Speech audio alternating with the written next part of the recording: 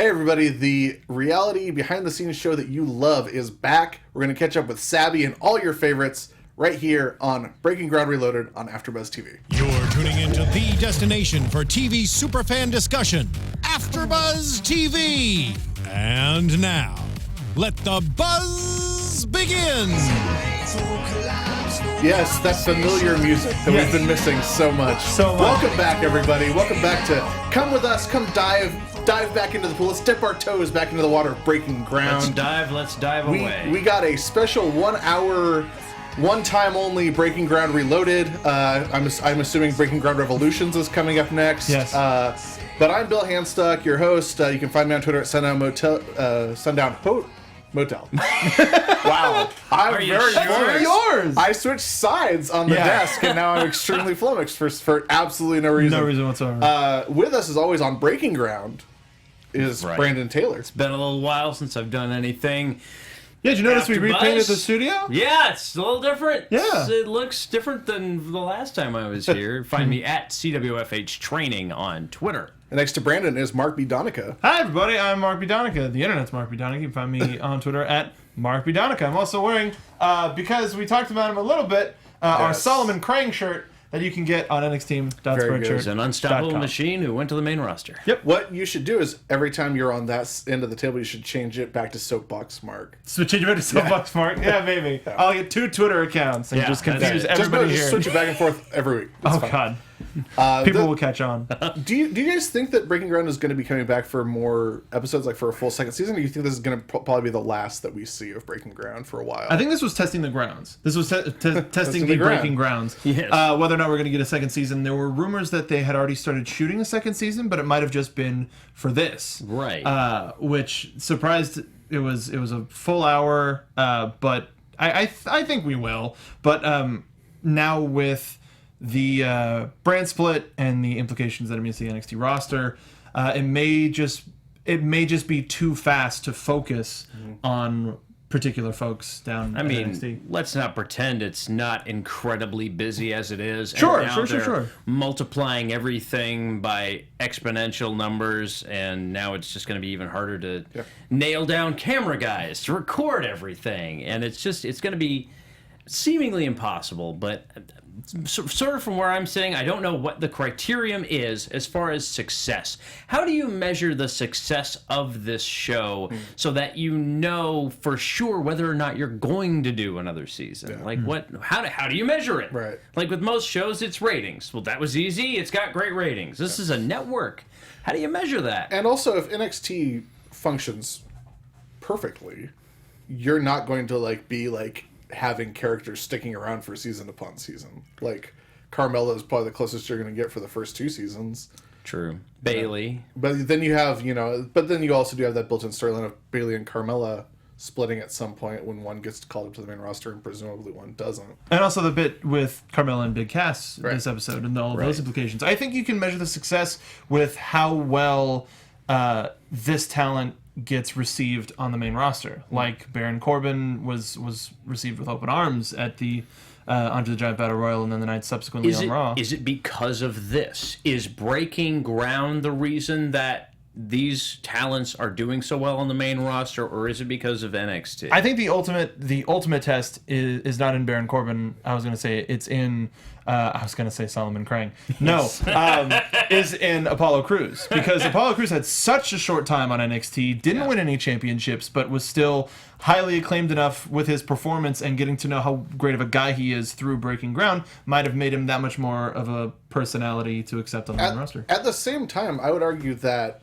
Breaking Ground, Apollo Crews isn't really one of the people I think of when I think of Breaking Ground. Okay, I can see that. He's not one of the people you think of when you think of NXT either. Right, but as far as Breaking Ground, I feel like he was a very small part of Breaking Ground. I think that Sabby and Noof and people like that were people that I think of when I think about Breaking Ground. Even Dana Brooke. Think about Tyler Breeze more than so this episode, the special, was a little bit non-linear and a little bit disjointed. Not in a bad way. Linear in a way, but it jumped around from person to person and event to event. So in that fashion, this discussion will also be a little bit non-linear. Why not? But let's just get right into it. The first thing right off the bat, no William Shatner. That was a little bit disappointing. I didn't mind. Like Me either. It's good. Like honestly, I feel like his voice lends a little bit of gravitas to the recording. But like I have a problem just like separating myself from like he doesn't know what he's talking. Like, Right. he doesn't know what these words are. Like but so like to me, what I love about Breaking Ground, like William Shatner was like the smallest part of it. So it wasn't a huge obstacle for me, and I didn't really find it that. I agree. I think it added more to non-wrestling fans watching than it did to sure. wrestling fans. Yeah, the first thing this new voiceover guy said sounded like literally a robot. So I was a little thrown off. I'm like, did they not cast anybody? Are they just typing this into some sound generator? It's just clippy. Yes. Hello, it looks like you're making a Breaking Ground.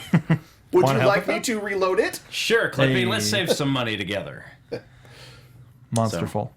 Any other? But did you got used to the voices that went along? Oh, sure. Yeah. Because, like you said, it's the smallest part of the show. Yeah. It just sort of sets the tone of the show as it sort of goes along, trying to link all of the independent video clips together so that it makes a television show. Because all of this is a clip show. Well, let me ask you: if you were to choose a voice artist to, like, do the Breaking Ground narration as anyone, like who would you like to hear doing the voices? Kevin Conroy's Batman. Real good. Tara Yeah. Strong is Bubbles. I mean, there's clearly many choices. Winnie the Pooh is Jim Cummings. Jim Cummings. Jim Cummings. Friend of the Winnie network, Jim Cummings. He's Yeah. been here a couple Yeah, times. that'd be great. Awesome. Kevin Murphy, Tom Servo. I think it would add a Oh, lot.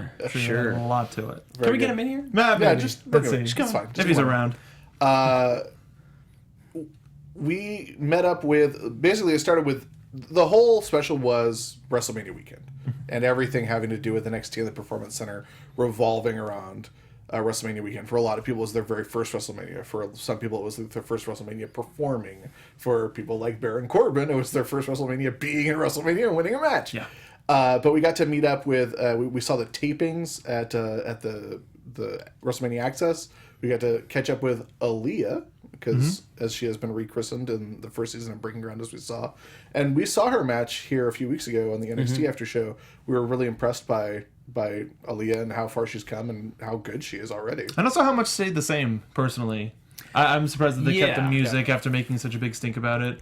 Because I remember it playing and going, what the hell is this? Oh, that's right! Right. Well, that's sort of the magic of television, is I think they try and add the drama where they think that there needs to be drama. So, oh, what's this? This is terrible. And then they keep it just because, it's not real. But her entrance was fine. The music is whatever. But her in-ring abilities are what really brought it home. And they said on the show how far she's come and how she sort of knuckled down and just really put her all into training and her in-ring styling, and it really showed. It was really fantastic to see the juxtaposition. Like they showed the flashback of her cutting that horrible "Don't rub me the wrong way" promo. And even everybody in the crowd. Yeah, and like everyone in the performance there's like, ugh.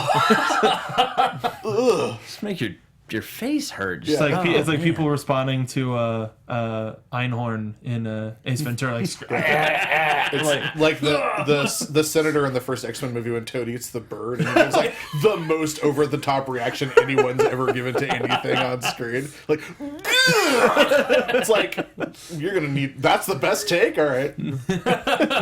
But that's what it felt like watching the Aaliyah promo. I want to go back and cut some of those in. Yeah, it wasn't good. It was not a good promo. we did right up top. We talked about Sabby, the undisputed star of Breaking Ground. Sure.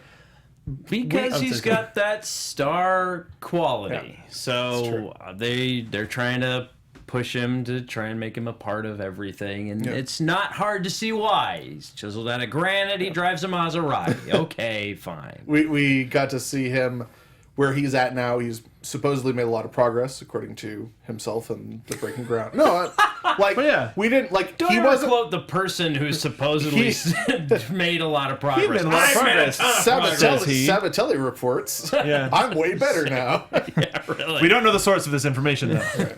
But he wasn't.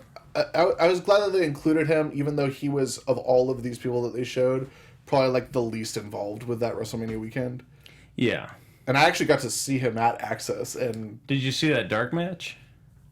Which because one? that was They showed sort of it on- the point Oh, they made was he had a dark match at the Access tapings. Oh, okay. I forget who he was working, but that was what they were trying to push. Okay. On one Even of the other he's days, starting yeah. to get Great. better, so he got a little bit of that WrestleMania rub. Perfect. Not to the degree that everybody else did, but he Sure. still had a spot, which is Not to progress. not the degree of last year CJ Parker dubbing himself Mr. WrestleMania. Mr. WrestleMania. Yes. Access. That was great though. He all of his matches were great. Yeah.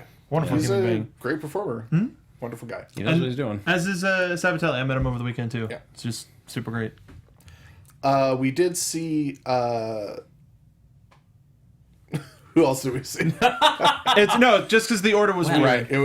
We saw Breeze adjusting to the main roster. Yes. Right, yeah. right, and they were saying how he has managed to sort of find his stride now, and I don't know if I agree with that just yet. I agree in the sense that like him and Fandango are doing like really like they're like one of the real high points of Raw, and like it was really smart for them to put those two people together, and they have unbelievable chemistry, and Oh yeah, absolutely. yeah, like it's just they're one of those they're two of those guys where it's like you put them on for 45 seconds any given week, and it's going to be like one of the things that you remember about the show.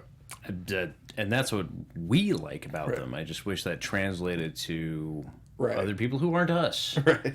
I did really appreciate getting those shots of Tyler saying like, I'm comfortable now. Like it took a while, but now I'm really happy Yeah. with where I am. Yeah. Getting it sort of played to the fans, maybe not feeling like he was getting the recognition that he deserved like he had done in NXT, but knowing that he's comfortable or having the idea that he's comfortable with his position can probably sort of start to quell some of that. But I totally agree on that tag team too. It's just, it's one of those things where you're watching and everyone's like, is anybody else seeing this? Because how did they let this on television? This is remarkable. One of the overall themes of this show seemed to be going up or sort of moving on, and they were really adamant about showing you how it was transferring from NXT to the main roster, and how every single person was told, well, now you have to start over. Now you've got to start from the bottom and work all over again to try and appeal to a wider audience. And that I guess is the challenge. It's not the fact that there are more people, it's that there are more people who don't know who you are, and now you have to remember that the things you did aren't off limits anymore. Now you have to start at the beginning and show people who you are and keep that personality, and then sort of work into being more of a wrestler. But first, show people who you are, and that can be a challenge for a lot of guys who sort of forget that whatever happened is in the past. And even though it's moments ago, in reality, it's still the past, and now you have to reestablish who you are for a whole new audience, and that's very difficult sometimes. Yeah, the theme of this special was definitely like evolution and growth and progress. We saw Jason Jordan and Chad Gable and how far they've come, and their cool matching Sweet tracksuits. Sweet tracksuits. like discussing like the name of their finisher and I like that. I liked Grand Omegaplex. Amplitude. If we can't use that, Omegaplex. I really like that. Megaplex. Oh, hell yeah. I just like Put that on a shirt. That'll work. I just like that if we can't use that. Like, can't use that? If you say no, Omegaplex. I mean, we're ready. You got to be ready. It took so long for them to start calling it the Grand Amplitude that there must have been some Right. abutment. There must have been an issue of some kind that we can't conceive, but that is probably a very real thing where they are. So you have to have a backup. But it was one of the few parts of the show, their story in Sammy's, where it was getting a little teary. Yeah, for sure. And I think seeing Izzy in Bailey's part kind of brought me back to like, wait, yeah. this is fun. This is a thing. Well, I mean, not for everybody. Also Zach's moment, with how proud seemingly Mojo was about. Yeah. Here's the guy who spent all of his time with me when he could have time off. He was so serious. Mojo was in that moment, and I don't think we've ever seen him for sure. grounded in that moment. I went, whoa, that's really setting a serious tone. If Mojo Rawley is taking this seriously, that means this is so big, and it made it feel bigger because his tag team partner was so behind him. So much of this episode to me felt more like an NXT 24/7 than Breaking Ground. Sure.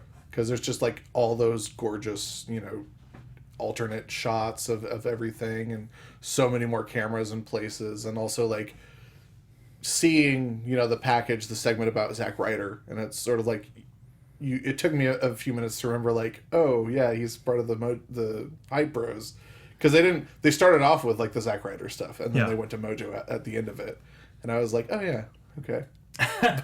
but it's all cool. Like I love watching any package, any show like that on the network. It's always a good time. Yeah, the Seth Rollins one that they came out with a little while ago was so good. Yeah. So good. We also get to see ZZ. Yeah. Dropping some boy. ZZ dropped some LBs. Did. He was started out at 285 down to 250. Yeah. So he's putting. And he looked different. Like when they did the talking head shot, you're like, oh yeah, he's definitely. Actually looks younger without that extra weight. Yes. Now he looks 18. Yeah, really. But I thought that he'd be doing well, and I'm glad to see he's actually starting to get where he needs to be. And then seeing Josh and Bronson, what's his last name? I know it's Nuke, but I'm not sure if it's Nukem or something else. But no, it's and he calls himself the Nuke. Yeah. He's the Nuke now. That Atom Bomb Jr. gimmick. Yeah, really. El Hijo del Atom Bomb. And these guys are working hard. They understand their place, and I know that he had some trouble not that long ago. Twitter is not the place for everybody. Some people have trouble with Twitter. Not everyone belongs on Twitter. Social media is a dangerous thing. People who do not understand should go back to people tout. React. Yes, maybe tout it out, everybody. Yeah. Let's tout it. Just like the Kiss song, tout it out loud. Mm-hmm. We got to see backstage stuff, such awesome footage from the TakeOver Dallas special. Got to see the whole build up to Zayn versus Nakamura. Got to see Nakamura in his great street clothes, which was always nice. His lovely suits and his pristine, impeccable demeanor. As always. You have to present. Oh, absolutely. Always be presenting yourself as the top shelf commodity. Yeah. That way people will respect you as such a thing. Unless you don't want to be seen. Because I saw him sneaking into the hotel just like a shadow moving across a wall. Just ninja! Like, no, like, I know 1 second, it's like, oh, that's Nakamura. He does not want to be seen whatsoever. Poor, just go have a night off. Yeah. We got to see the American Alpha Revival tag team title change.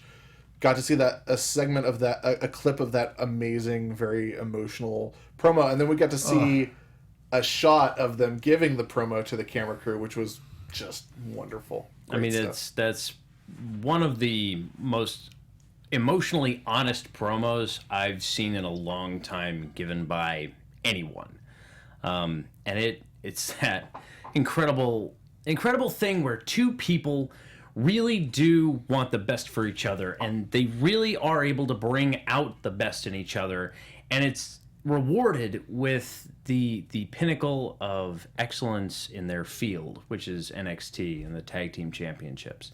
And it's so rewarding to have a partner. And I have a partner myself, and we have won Tag Team Championships, and I've never been a tag team wrestler until now, so it's something for me to get used to. But I was talking with Jervis, and I was like, I really like tag team wrestling, and I'm not sure if it's you or just being with the team, which in itself is kind of a compliment. But having somebody there who has truly your best interest and intentions, and having them just right there and you're on the same page is incredibly rewarding. And it does take a team in a lot of situations, so we can balance each other out, which is nice. We got to see the Aries Corbin match, and I really liked everything that Baron Corbin was talking about here, where he was saying about how he's come so far and he feels like he's achieved this level, and then at the end of the match him saying, I gave it everything I had, and now it's up to them whether they saw it in me and I can move up now or not. I mean, he certainly saw himself as ready. Which He probably is, saw himself as ready day one. It's like, Yeah. Robbie Corvette, let's go. He's got that thing. He just he has this ego, and it's a lot of just television persona, because I've had a chance to interview him, and he's a nice guy, but he does have this larger than life persona that fits in his frigging 6'9" frame. For a guy that big, you have to have a large persona, because if you're that big and you're just kind of meek, it's disappointing. You have to have something that follows you around in this aura, and he has that. He's able to bring that, and people in the audience, they feel it and they understand it. And it took a while for them to understand fully what he was and what he was trying to bring to the table, but once they did, they love him and hate him simultaneously, which is perfect, because he's everything that everyone loves to hate inside of a package that is oh so cool. So, yeah, he was ready. When he got the call, he certainly was ready. But what a magnificent opportunity to win the Andre the Giant Battle Royal. Yeah, that for was to go into your first WrestleMania match and win your first WrestleMania match. No matter the match. Is almost impossible. The list of people to do that has to be incredibly Debut. small. I think the last person to do that was Fandango, actually. Yeah, he God, you're debuted. right. Was that And his won? first match? Yes, that was his debut match. Was against Chris Jericho. He never ended up in any actual matches. Right. He would be presented and show up, but not be in them, and then they would never start. But his first actual match, if I'm remembering correctly, which I'm pretty sure I am, you are. You're So- right. Monsieur Jerry remember Pill. So Baron Corbin's in that heady company. Dude. Fandango. I mean, hey, we should all be so lucky as to be Johnny Curtis, man. Yeah, no, he's true. one of those guys who's way more talented than anyone understands. And if you talk to anybody about him, they go, "That guy's got it. Nobody sees it, but that guy's got it." Yeah.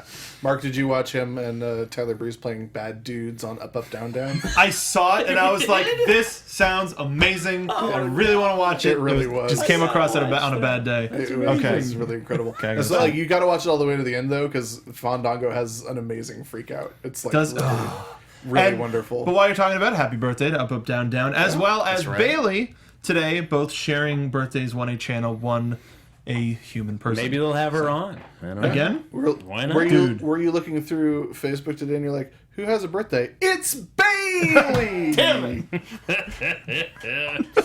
Oh man. Got me again. Speaking of, that's the perfect segue, because the next match is Yes. Asuka versus Bailey. It's Bayley. And we got all of the backstage stuff with Bailey, with her friendship with Carmella, which we know all so well.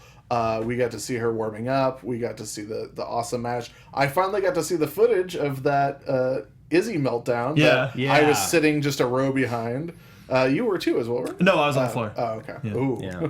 So, I mean, just and saying. seeing Bailey talk to Alundra Blaze was pretty great, because she seemed just to sort of recoil into herself, like, "This is Alundra Blaze. Okay, yeah. Oh, thanks. Oh no, what?" Like everybody, I guess everybody still has those moments. I love that. That's never going to change for Bailey. I don't think that changes for some people. Some people you it just doesn't. can't help but be like, "This Like- is somebody truly great." Like, Yeah. Austin Aries has never been impressed with anyone he's ever met in his entire life. Well, he's That's great. legit. Right. He's not the greatest. That's He's legit. just great. That's a shoot, Born brother. great. Yeah. Born with a beard. Born with a tiny cape. And a That's big right. tattoo. But, you know, the Bailey stuff's always great. And we got to see all this clips of, like, Sasha watching back, like, all the four horsewomen watching backstage. And I loved that Sasha got emotional when Bailey lost the title. Like, this show's so good, man. We get to see so much cool stuff. I'm happy that it came back for even one episode. It's just, I'm cool. interested having you on this show, because it's just it's a different feel. Like, I'm always Yeah, I like, only joined you for like one or two. yeah, last reality time. television Right. can always go take a hike, but if you legitimately love it, so it's interesting but having this- you around. But this show, This is a documentary. Like, this is not. I mean, there's a. I can see the fingerprints. There are some fingerprints, but a As lot with of all it reality is television. Just, yeah. right, But you can still. see fingerprints in a lot of documentaries too. Like every documentary, and this is like something you learn as a filmmaker, and something you learn as an artist in general. You're choosing whatever art you make. You're choosing what you're showing. So every documentary is making conscious choices about where you're putting the camera, when you're recording, what you're showing, what you're cutting out. So I mean, like, there's manipulation in any sort of medium like that. Yeah. So, but I think this is so much more. Like, I think it's on the scale. It's definitely like way close to the documentary, and as opposed to like Survivor or Total Divas. This felt more documentary based because it didn't feel like they were trying to fill time. Yeah. Well, no, I get that. Like the actual Breaking Ground series is like, let's go under a bridge and look at some bats. But this was like, you have a whole weekend. Baron Corbin's buying cat skulls. Right. You have a whole weekend of stuff to pack into one episode. So this episode to me felt like super documentarian. Yeah, no, I agree with what you said before about it being closer to a WWE 24 special. And who knows what if it was supposed to be or not, but I think the addition, you couldn't just go back to their trip to India and get that footage of Love Preet. You know? Like they had that stuff. I think the Breaking Ground special was the plan all along. Yeah. But I totally agree. And I did like seeing them go back to those still in the PC in Florida during WrestleMania weekend, which is probably the hardest place to be. You're so close yet so far. Yeah. This is an in-company thing, but all of that is on the other side of the planet compared to where you are putting in work on the weekend. Yeah, we got to see Dana Brooke being frustrated with her injuries and rehabbing from. Didn't know about her additional sprain. I thought it was all the same injury. The worst. That sucks so hard. Yeah. Yeah. Sometimes these the injuries just sort of roll. Yeah. There's really. Is that an ankle joke? Yes. Okay. Ha ha! That was planned. Well, do you think that happens in part because you're like manipulating your body in a different way to compensate for and protect your injury, so that you're not used to moving in a certain way, and you might. This was a shoulder thing, so I mean, anything's possible. Yeah, you do compensate when you are trying to protect something. The moment you try and protect yourself is the moment you're going to hurt yourself, especially in wrestling. I've had to unteach people how to protect themselves, because when you think you're protecting yourself, you're actually hurting yourself. So don't do it. But it's hard to tell. Don't protect yourself, everybody. Don't protect yourself. Learn how to protect yourself by not protecting yourself at all. That's right. It's the best advice Someone I can comes at you with a fist, you lean your face right into that bed. Damn straight. Wait, did you tell that bump story on air, or was that before we went live? That was before we went. The Ed Asner story? Even Ed Asner today took a back bump. It was a little slip and fall, but when he got up, he said, Billy Robinson taught me that. So just remember, you're never too old. For those of you who haven't seen the original The Wrestler film, check it out. It's actually really, really good. Really good. That thing holds up incredibly well. But yeah, even the footage from India and seeing Love Preet debut in front of, and he got renamed, didn't he? Yes, but I think I wrote it down. You did not. It's somewhere in here. Maybe I didn't. It's fine. But yeah, just debuting in front of 30,000 people is it's hard to come down off of that. Right. I'm sure he's going to have a little bit of trouble adjusting to working. Well, I mean, there's local shows. There's a chance that he was flying so high on adrenaline that he like didn't even hear the crowd. Like, you know what I mean? Like, there's a chance that it was just all a blur, and like the first time he gets in Full Sail, he's like really gonna get a chance to experience it. Right. Because I would imagine, and this is as someone who's never been in the ring before, but I have performed in front of people. Like, you would imagine that something to go from not having wrestled to something that enormous, you have difficulty even processing it as a reality. So I think that he might. I think he might be okay for a little while, like going to Full Sail. And his new name is Kishan Raftar. Yes. Raptar. Kishan Reptar. Yep. Green tongue and all. But but it was interesting to be able to show that and say, but he's got to start right back to square one. Yep. But he's the type of guy who's just like, okay, what am I doing next? He's a hard worker. Mm-hmm. He's the top of his sport in India, which is the craziest sport I've ever seen. It's pretty crazy. It's really awesome. Why can't we do that here? I mean, we should start a league. Okay. Can't be any worse than rugby, right? It's not nationally recognized at all. Why can't we just start playing whatever the heck that is? I can't remember the name of it. But that's a hell of a sport, and it does translate into wrestling because it's so physical. Yeah.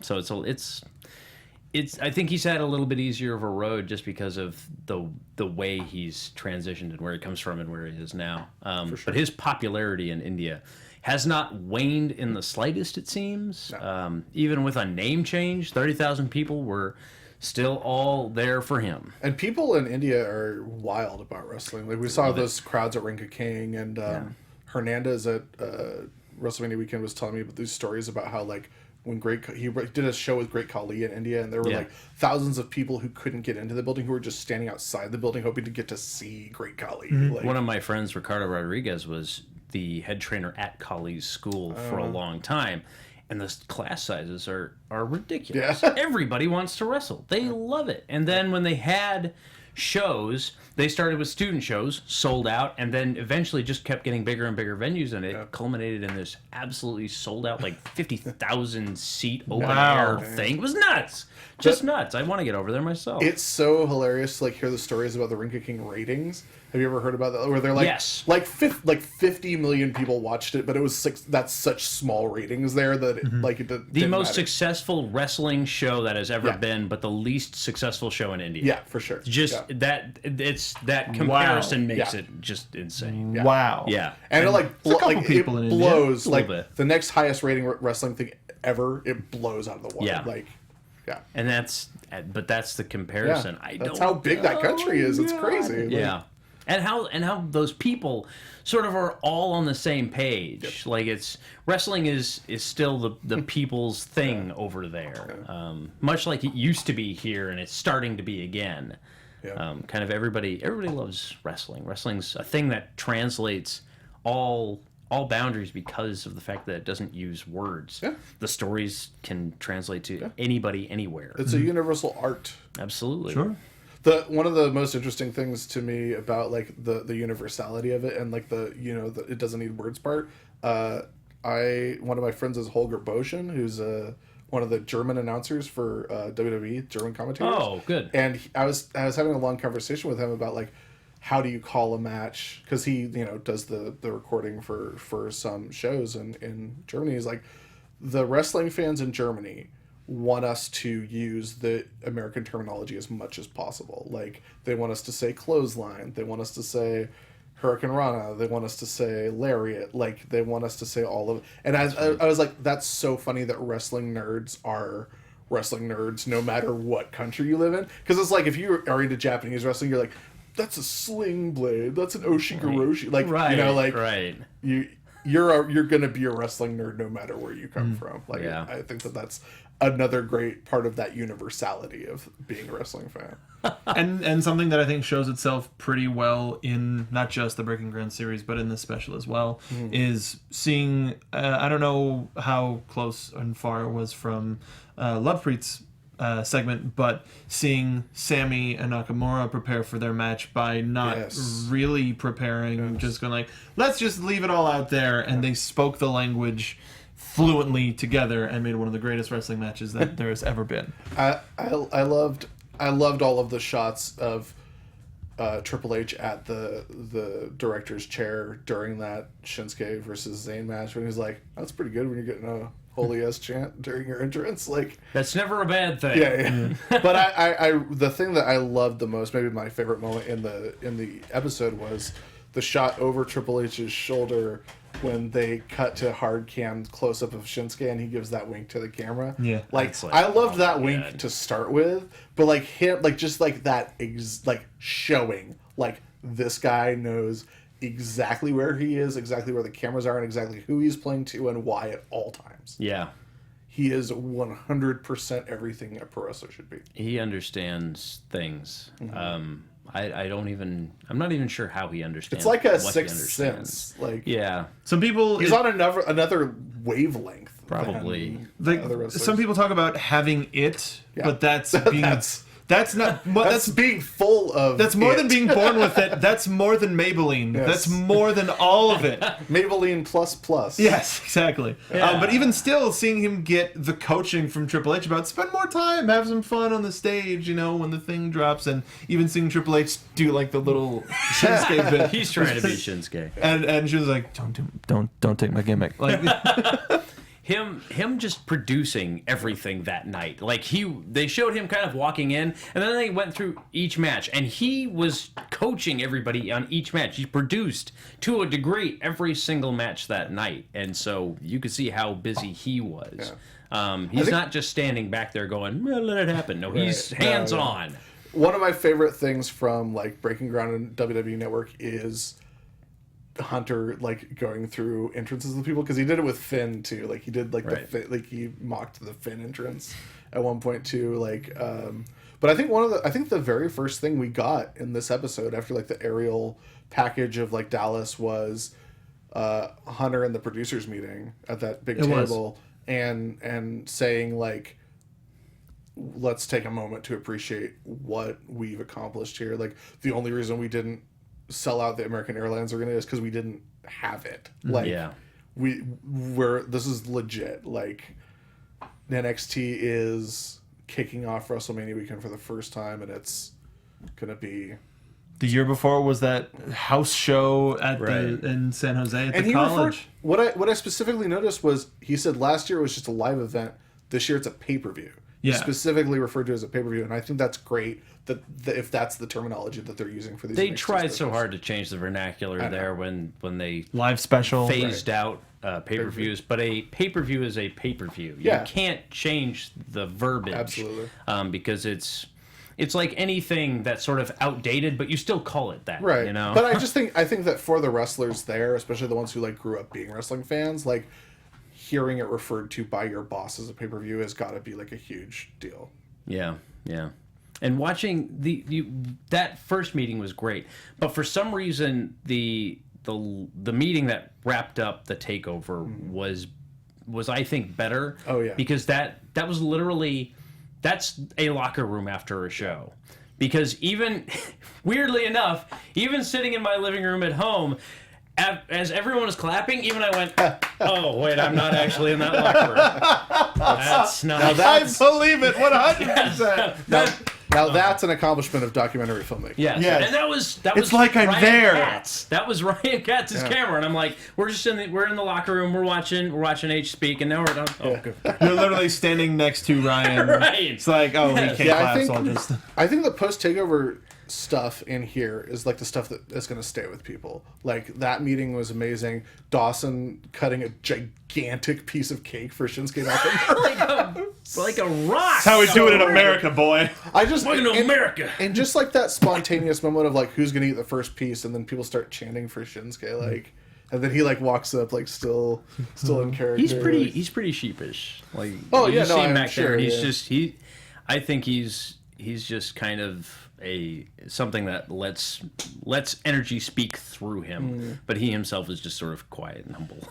I liked how Baron was like, "All right, well, meeting's over. I guess I'll leave." Wait! Everybody wish Baron luck because he's gonna be in the sneak out. Yeah, I don't want the congratulations. I gotta go eat my Chipotle before, and then that's when everybody found out that he was gonna be in the Battle Royal the next day. Oh. And watching Cruz sort of just lose it as he found out was this is what I think is the meat of the episode, is just the private moments of all the call ups being given out by Hunter, by Triple H. It's great. The Enzo and Cass one, then transitioning into Carmella going, you know what? I still got plenty of stuff to do here. I can refocus. I thought that was like the most grown up thing she sure. could have possibly done. It's great that they're going, I got stuff to do. I'm like, whoa, all right. Not even sad. And also the fact that Triple H told them, like, the first thing after you guys are debuting on Raw is Carmella's not going with you because, you know. Yeah. Like, instead of, like, you know.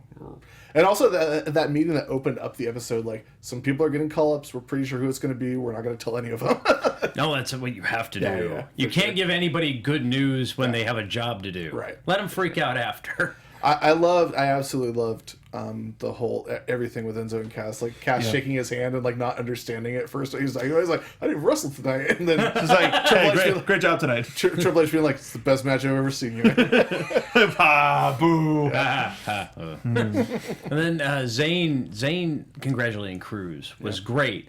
That was a genuine reaction. That was real. That's how somebody reacts when you tell them. No, was it good news? Was it? I thought it was Sammy and Corbin. Was it Corbin? Because it was like I'm coming up tonight. You're right. I'm gonna call it tonight, and I'm staying up for good. Good, man. That's great. That was real. That was awesome. Sorry, table. It'll get over it. Sorry, table. Hey. The table. What else did we get? I mean, that was pretty much. We also got Dana getting called up despite her hardships and seeing where she ended up. We got all of those. We got all of those really cool shots of everyone getting to go inside the stadium, and like Bailey talking about like everyone else being like, "Where's catering? Where's this? Where's that?" And she's like, "I'm like, where's the ring?" Just straight to it. Like I loved the first thing that I saw after they showed the first airing. Excuse me, was King of Word Style, was the set of GIFs where it's Bailey watching the Triple Threat and Mania going, "That's my friend!" If you don't follow the two of them on Twitter, anytime they have like an interaction, hilarious. Like Sasha's birthday tweet to Bailey today was "Happy Birthday, Mom," and it was a picture of two of them just like kind of standing awkwardly next to each other. It's good, so good. Also, if you don't follow Summer Rae on Snapchat, you should definitely do that because she has been palling around with Sasha a lot, and she has been referring to Sasha stole Summer Rae's gear and put it on, and Summer Rae took a Snapchat of her and referred to her as Winter Rae. Winter Rae. And she's been calling her that from now on. It's really good. Really quickly in chat, we have Joe Loco 386 saying that Kathy was next to Bailey and Triple H in the meeting. Yep. I totally missed that. I missed that too. Also, we right at the beginning we got those shots of Access. It was Kathy doing the. When we saw that shot, I was like, "Are we getting Kathy on Breaking? Are we going to talk about Kathy Kelly on Breaking Ground?" That would be great. Inception. That should be Breaking Ground season 2. Breaking Kathy Ground. Kelly. Breaking Kathy. Breaking Kathy. No, God no. Yeah, that's not Breaking Kathy. Jesus. But that would be Breaking Ground. if they showed Cupcakes. footage of our after show, like fading up to her, like on the microphone. That would be the weirdest. Just be like, man. what's going on? Panic. Brandon clearly can't handle that. No, Dude. I can't. Why do you think I invented That's a whole not how other you. person? That's not how you want to make your WWE debut. No. Hey, Your is that network debut. that weird How do you homeless like being guy? here? I don't know. Go ask somebody else. But yeah, and we already talked about the Zach thing, but having Mojo go, well, it looks like he's on his own thing, and we're gonna have him. He's gonna be back here as much as he can, but he had to start preparing for what life sans Hype Bros would be. And I love the Hype Bros, and we saw how the Intercontinental Championship world went for Zack Ryder. The Hype Bros are Unfortunately, going to still be around for a little while. so maybe the Hype Bros will be around for a little while. They're and back. They're from outer space. You know,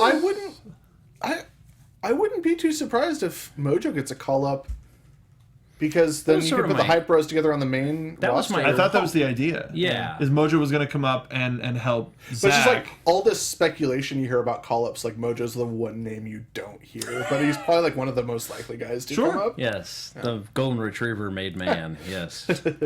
Plus, he's friends with Gronk, so Right. yeah, never bad to have friends. in Dude, Hype he's on the Bros. Madden cover this year. Is So it really? Mojo? No, That's crazy. No, No. Gronk is, and No. if you spend an extra $10, I don't get Madden. I play Madden. if you spend an extra $10 for the Ultimate Edition, you get free Zubaz. So there is that. That's nice. pretty exciting to look for. That's exactly how much I'd pay for Zubaz. $10. Goodness gracious. Yeah, this was a really good show. Getting to see everybody's reactions to being on the main roster and seeing how the crowd reacts to them. I Got to see all the great shots of the whole NXT roster and Performance Center people backstage at WrestleMania watching on the monitor. Shinsuke hanging in the back in his suit.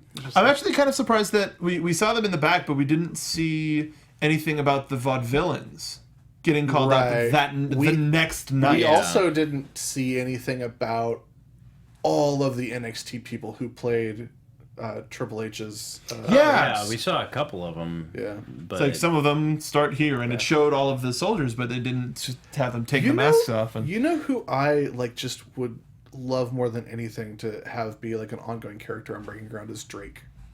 sure. Yeah. totally, I would like to see, or a referee in general, but Yeah. Drake Danilo, Yeah. because he Yeah. seems to have a weird relationship with everybody. Danillo's, yeah. Pretty great. WWE ref _123. I think. just like- Bennett.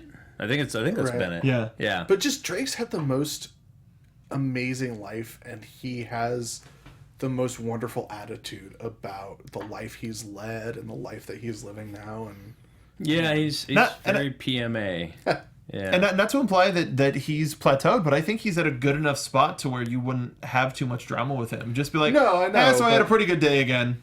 Right. No, I know that, but like at least maybe not an ongoing character, but like have him in an episode where he talks about his background and then like the transition of being like a lifetime wrestler, and not just a lifetime wrestler, but a lifetime like niche of a niche wrestler. Yeah. Deathmatch wrestler. And then like making that transition, because before he got signed, he spent like 2 years sort of not doing death matches as much. No, he was doing straight wrestling. Yeah. And became he very was good at it. Great, yeah. terrific guy. There's like, an terrific awesome wrestler. There's an awesome article on WWE.com about him, which sure. is like, can you just make a 24 out of 10? Yeah, for sure. Yeah, that's what I'm saying. Like, just like his story is interesting enough to be part of Breaking Ground, if nothing else. Yeah. Yeah, this is a solid show. Yeah. Do we want to do, and don't click it yet because I'm asking a question legitimately, do we want to do predictions about what we want for season 2? No. No? No. We good? Yeah. Awesome. Hey. Fake me. out. You monster. Yeah, so I really enjoyed this episode. I hope we get more or just... Yeah, we'll see what happens. Honestly, WWE 24. it's not like we can't do this again in the future on a regular basis. How weird. Yeah. The timing, I don't know if the timing works out. What if we did like another show that wasn't just about any specific show? Oh, really? Yeah, it wasn't about anything like it wasn't like an after show. But Is this what if a it general was just show? Like this, but it was just kind of a general wrestling show. What if we did that? I hate when you do these things. I really do. How you doing, Bill? I'm good. Did we forget anything about the episode? I don't. Let me look at Hobo's we got notes. Baron, we had Baron Corbin's family backstage. Yes, after that was cool. Really the picture good. of I him and his thought that girl brother. was his sister, and then they kissed. Oh, No, he said it was like Country cousins. I was figured out for a second. It was like my brother was there and my girl, and then I was like, oh, okay. Yeah, because there were two girls. One of whom was True. blonde, and the other Hey, was brunette. And Baron, the brunette he kissed. Robbie Corvette can't roll with just one girl, my man. He's got two arms. Gotta Needs a get lady two for each of girls. them. I have a Corvette walking down the Vegas Strip with a couple of ladies on each arm. Vroom, vroom, everybody. Robbie Corvette coming through. Why can't Vinny Vegas manage Robbie Corvette? Can we can. get that? We should Yeah, get he's that. much taller than him, but What? He's just older. I was a little bit taller. No, than him. it's... You just hunch over. Yeah, Wear right. the Oz mask. I'm Vinny Vegas in the future. Why does he have to be a Vegas wizard? Like, There are wizards in Vegas. Yeah. I mean, They're- sure, That's but- where all of the wizards are. That's exclusively where they go. They're in Atlantic City. Thanks for joining us, everybody. This was awesome. Thank you. Sweet. Yes. Nice. Oh, this is fun. Yeah, thanks so much for joining us, everybody. I'll be better next time if I ever host again. If I ever do this again. I'm do Bill this again. Hanstock. You can find me on Twitter at Sundown Motel. Where can the people find you, Brandon? They can find me at CWFH Training on Twitter. And on no other shows on the network. Well, no, not me, but the title, it changes Title hands. rolls around, Download the Fight TV app and watch Championship Wrestling from Hollywood, where you can find the Hobo and Jervis Cottonbelly as they wrestle and be silly. And also if Emmy Award-winning wrestling Yes. journalist Emmy Joe Galley. Award-winning broadcast journalist journalist. and professional wrestling commentator Joe Galley. And also, people can talk to you if they ever want to learn how to become. Absolutely, that's my professional. job. I am a professional wrestling trainer at CWFH Training. That's what the Twitter handle is. I gotta say, just I have had no physical training whatsoever. You can tell, but being in the Wrestle Center completely changes any sort of preconceived notions that you may have had about the process. And I would highly recommend if you're in the California area, if you're gonna be in the California area and you want a one-off or something. Yeah. He is available. You see WFH Training, it'll change your life. I train people to wrestle on television. That's what I do. He can give you 2 cents that'll change your views on wrestling. And I'm Mark Donica. You can find me on Twitter. Costs more than 2 cents. You can find me first lesson 2 cents plus a deposit. Bring your wallet. You're going to Yes. need to bring more than 0 dimes! Find me on Twitter at Mark Donica. You can find this shirt. Which is Solomon Krang, as well as all of our other merchandise. We have an awesome stuff for the gimmick, NX Team, all sorts of stuff. NXteam.spreadshirt.com. It'll help us get to Brooklyn, man. So, yes. And you can follow me, again, Mark Donica, The Gimmick Pod, Bill. Are you guys going to sleep till Brooklyn? No sleep. All right. No sleep till Brooklyn. Well, you can find me on Twitter at Cinemotel, and thanks for joining us, everybody. If Breaking Ground is ever back again, we'll be back too. Yep. We'll talk to you next time, everybody. Yep. From executive producers Maria Menounos, Kevin Undergaro, Phil Svitek, and the entire AfterBuzz TV staff, we would like to thank you for listening to the AfterBuzz TV Network. To watch or listen to other after shows and post comments or questions, be sure to visit AfterBuzzTV.com. I'm Sir Richard Wentworth, and this has been a presentation of AfterBuzz TV. Buzz you later. The views expressed herein are those of the hosts only and do not necessarily reflect the views of AfterBuzz TV or its owners or principals.